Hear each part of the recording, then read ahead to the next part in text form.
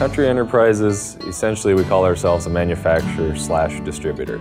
Our business originally started with field intake markers, so it was one item. They call up to buy fiberglass rod, you ask what they do with it. Oh, can we help you make that other part that you're using it for? I said we're not in one specific business, it's what else can we do for the customers we have. Probably my second or third largest customer is out of Minneapolis, and I started with them with fiberglass rod. And we've built a great relationship over the years, and I think right now they probably buy 30 to 40 items from us.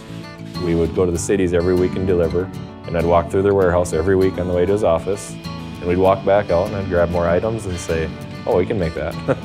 And as long as you can save them money, save somebody money, that's obviously number one in business, but if they like dealing with you, they're going to be open to the idea. So we're very big in the street banner industry, do a lot of the hardware for mounting the street banners coming into cities. I always thought I was in the wrong end of the banner industry of the hardware. Thought everybody making the money's on the printing end. So we started a sign shop. The name of the sign shop is CE Signs and Designs. It's DBA of Country Enterprises, doing business as. Most people don't know we are actually multiple companies. We are Treadleg, Answer Man, and then doing business as CE Signs and Designs. So part of entrepreneurship kind of runs in my family, as I'm finding out. Growing up when I was young, we used to roll the material out across our living room floor and mark it out and cut it. I remember my sister doing that, my brother. My grandma used to cut all of our reflective tape that we put on hydrant markers with a paper cutter. I was always young in this business, so I mean it was hard getting a little respect from customers and different things. And my dad eventually started transferring some shares over, so I owned it with my mom and my dad. And I was vice president up until the time my father passed away. We employ around 20 people. We've got a few high school kids that we get for summer help, a little after school at times. Right now we absolutely have the best core group we've ever had.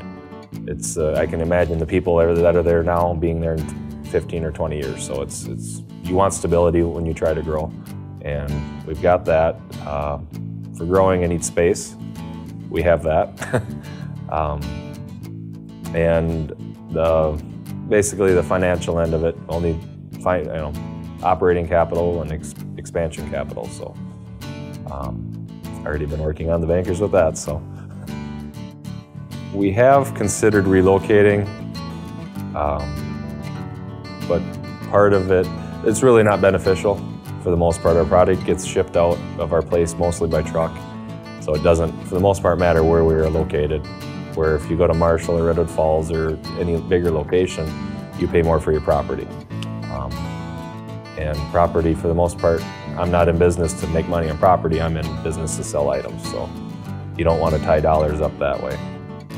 The advantages would be you've got spectacular help. It's one thing you hear from a lot of bigger companies in the cities, other areas of the country, is the rural area out here, you have good help.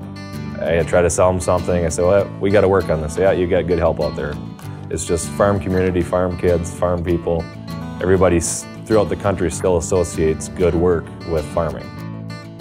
So that's one nice part about southwestern Minnesota, we have that. There's been tons of community support. The Southwest Minnesota Foundation, State Bank of Lucan have been my financial support. Every time I want to do something, it kind of sounds off the ball, and you walk in and try to tell them what you want to do, and they usually find a way to make it work.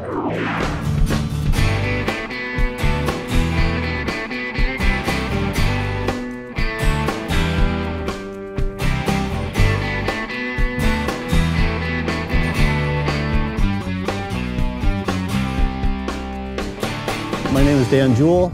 I'm the chairman and CEO of Jewell Wind. We're a publicly traded company that deals mainly in distributed generation, like community-based wind farms and load side of the meter renewable technology. I started in the wind business back in I officially started in 1978, but I got involved with it a little bit before that, working up in Alaska as a road musician, and kind of gotten bitten by the renewable energy bug there.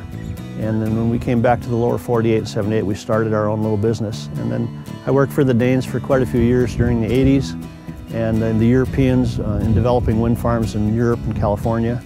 And then we moved down here in southern Minnesota in the early 90s because of the wind. We did a lot of, was involved in the meteorological studies in the early days. We put up anemometers throughout the state. In 1982, we started the Wind Resource Assessment Program, and the Buffalo Ridge proved out to be one of the best spots in the state for wind energy.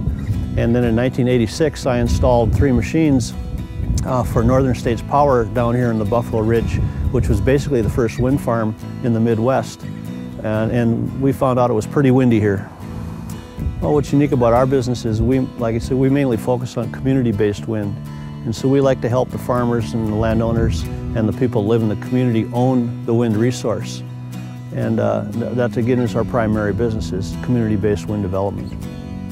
And that's pretty unique in the business because most of the people in this business that know how to do wind power do it for the large companies, and we help the people that own the land own the wind. The great thing in our business is doing community-based development, because community-based development is a great economic development tool. When we help the farmers and landowners and the communities get involved in owning this, we're generating a new cash crop for the community, and it's long-term, reliable revenue streams into the community, plus all the jobs that we create through the construction phases, because we use all local contractors for our construction. And so in community-based development, seabed is basically economic development. Jewel Wind is the only publicly traded company that we know of whose world headquarters is completely off-grid, and our offices have been off-grid for 8 years. Off-grid, we mean that we have no utility power coming to the facility, and we do that by using wind and solar together and some battery storage. And using wind and solar as a hybrid system really makes the system more efficient, because it's either windy or sunny all of the time.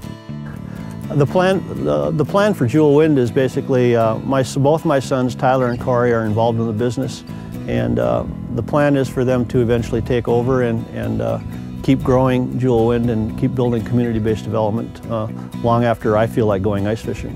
I'm just excited about renewables and sustainability and all the things that it brings, and I have been for 30 years.